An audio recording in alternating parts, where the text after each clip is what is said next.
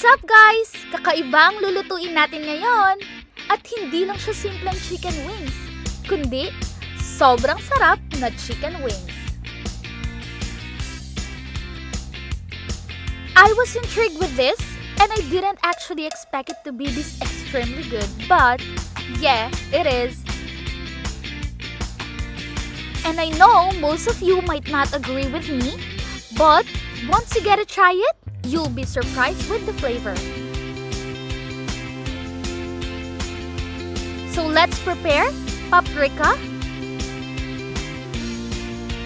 garlic powder, flour,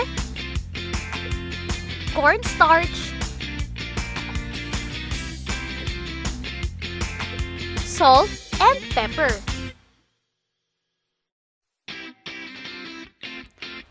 Etong chicken wings na to guys ay ibinabad sa tubig with baking soda to remove the blood properly. Next step ay ilalagay lang natin lahat ng dry ingredients sa isang bowl and we will mix it properly.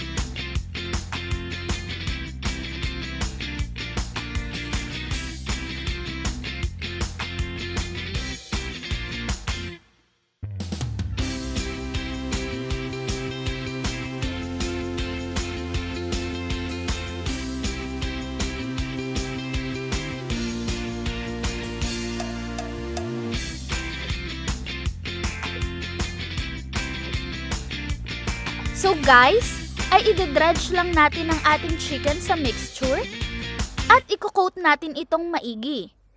Pero guys, kami ang ginawa namin, tinos din namin ito 32 times in a breading to acquire that crispiness. And i-deep fry natin siya and we will cook it for 12 minutes.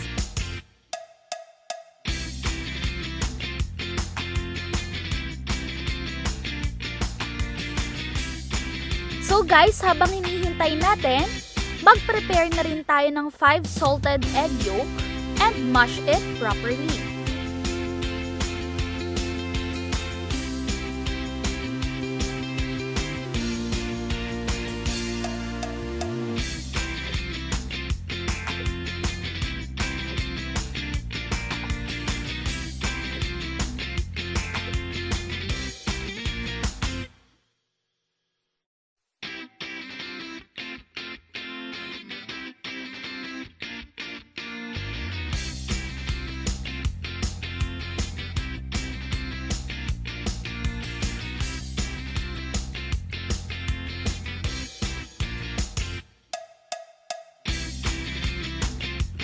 So guys, kakailanganin din natin ng margarine, garlic, bird's eye chili, and turmeric.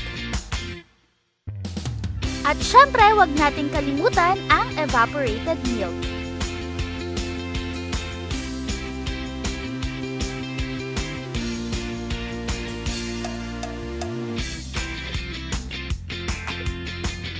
So guys, sa mainit na kawali, ilagay natin ng margarine hanggang mag-melt ito.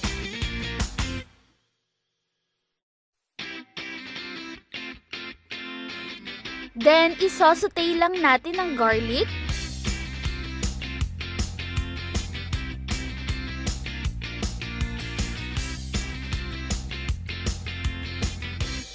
chili, and egg yolk.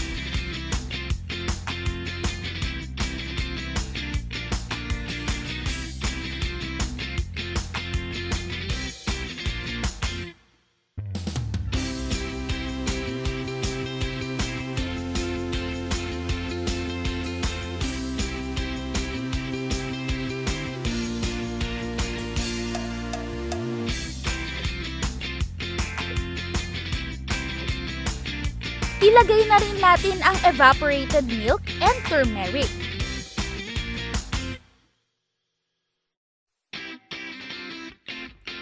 Constant dapat ang paghalo until the color turns golden yellow at saka guys hanggang maging thick and creamy na ang texture nito.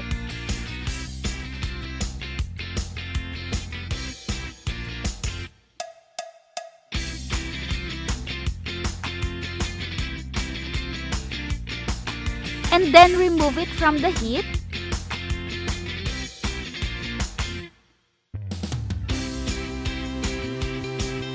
At paghaluin na natin ang chicken and sauce in a mixing bowl and mix it properly.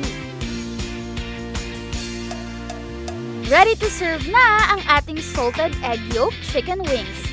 Amazingly delicious and highly addictive. Be warned guys, nakaka-addict talaga at hahanap-hanapin mo.